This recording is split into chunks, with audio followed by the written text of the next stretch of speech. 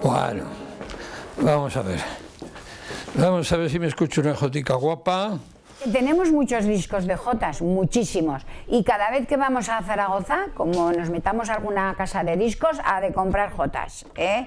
Y vamos en el coche, jotas. A uno le da la marcha al coche, ya tenemos las jotas.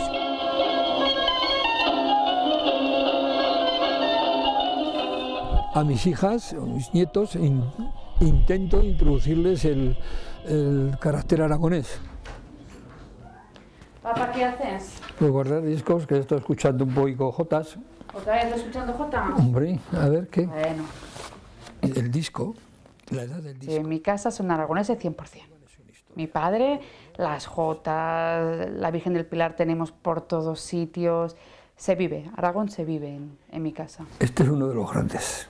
Sí, ¿este quién es? El Pepe es que... Pero tú cantaba jotas aragonesas y jotas navarras.